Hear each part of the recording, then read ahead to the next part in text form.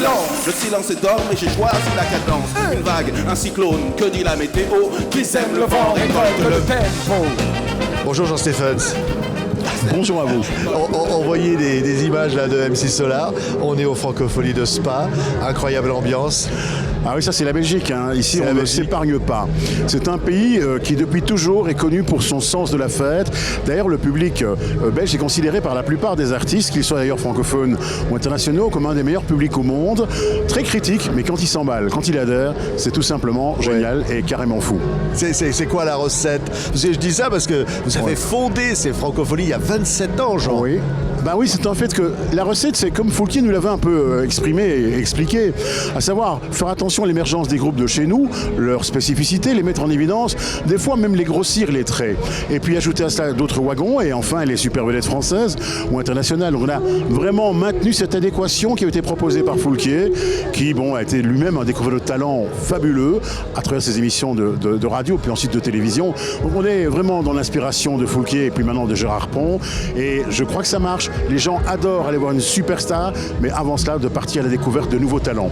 Oui, ce qui est fou, c'est que vous avez fondé ici à 27 ans, mais maintenant, il y a des petits partout. Hein. Oui, c'est chouette, évidemment, parce que cette confédération des Francophonies a donc pris naissance il y a maintenant 2 ans, juste au moment du Covid, c'était un peu triste, et elle réunit finalement les créateurs, La Rochelle, il y a plus de 35 ans, Montréal, qui est directement arrivé par la suite, et puis Spa, qui finalement a suivi dans le cadre d'un projet qui était un peu la poursuite du concours international de chansons françaises. Sont arrivés rapidement la Réunion, ensuite la Nouvelle-Calédonie, la Bulgarie avec Sofia, maintenant Esch-sur-Alzette au niveau du Luxembourg, qui est capitale européenne de la culture. Et là, nous rêvons tous de pouvoir concrétiser dès 2023 un projet phare dans le nord du Maghreb.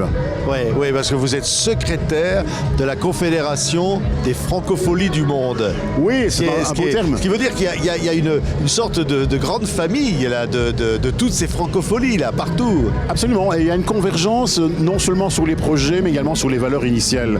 Les valeurs fondamentales, on veut les partager, c'est la citoyenneté, la solidarité, le développement durable, c'est aussi l'émergence des jeunes talents et dans le métissage et les cultures différentes de continent en continent qui représentent évidemment les régions de la francophonie. Et ça, c'est merveilleux. Il n'y a rien de plus beau au monde que les métissages et les échanges, les passerelles entre les cultures et leurs origines. Ouais, tiens, on va regarder les images de Tiff Barrow. C'est une star immense ici, c'est une Belge qui cartonne et elle se produisait sur la grande scène Pierre Absinthe. Regardez. Un nouveau jour vient d'éclore, pouvoir encore s'en émerveiller, chanter malgré tout, toujours plus fort, ne plus faire que chanter, et faire s'unir nos voix autour du vin qui enivre, chanter quelqu'un qui s'en va pour ne pas cesser de vivre. Oh, je ne sais faire que chanter pour ne pas cesser de vivre. Tiff Barrow sur la grande scène Pierre Absinthe, une scène qui porte le nom de quelqu'un avec qui vous avez fondé ici Spa. Oui, absolument. Pierre Absinthe était un des artistes belges phares. On a des rappels évidemment dans notre histoire autour des grands noms, que ce soit Jacques Brel ou bien Johnny Hallyday, qu'on a un peu prêté à la France et qui finalement nous l'a bel et bien nationalisé. Mais c'est vrai que Pierre Absinthe était un des piliers de ce projet avec Charles Gardier, et on a ensemble tous les trois accouché de cette histoire merveilleuse qui dure maintenant depuis près de 30 ans. Et cette scène Pierre Absinthe est tout un symbole en Belgique. Il est mort malheureusement déjà il y a 20 ans. Nous le regrettons tous les jours parce que c'était un conquérant et un défenseur ardent, un militant de la chanson française, de la culture. Oui, la chanson française, la culture.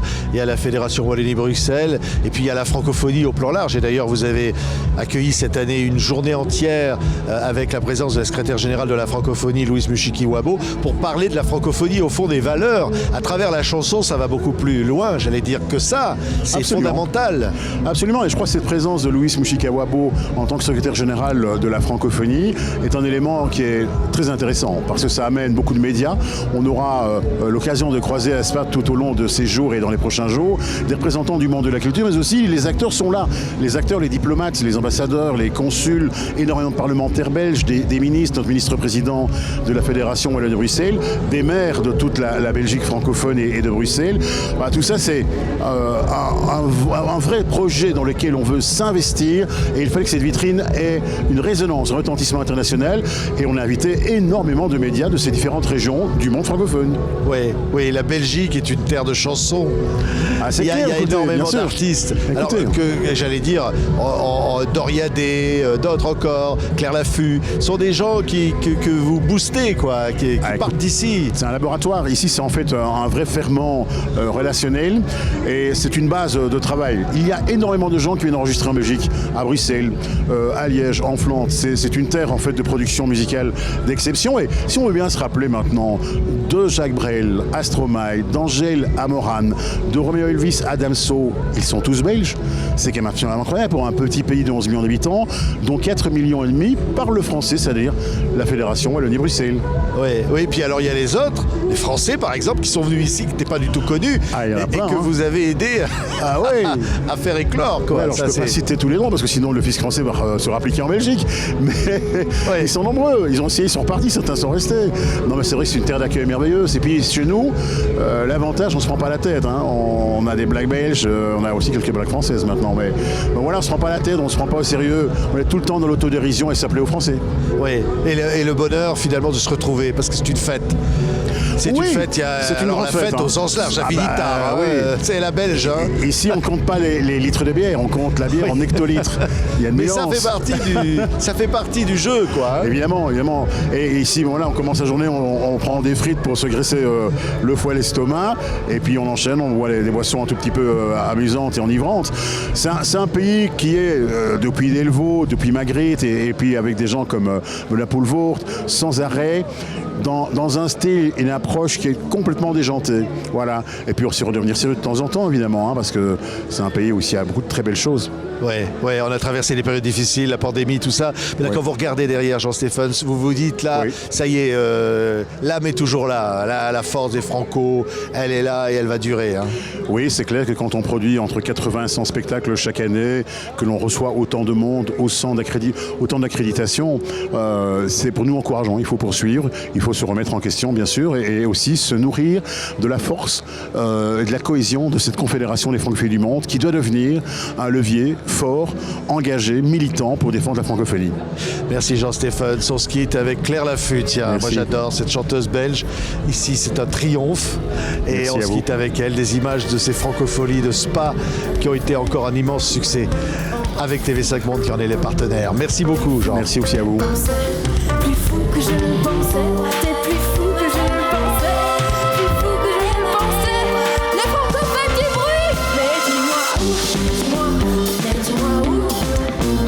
dis-moi où, quel jour, mais dis-moi où,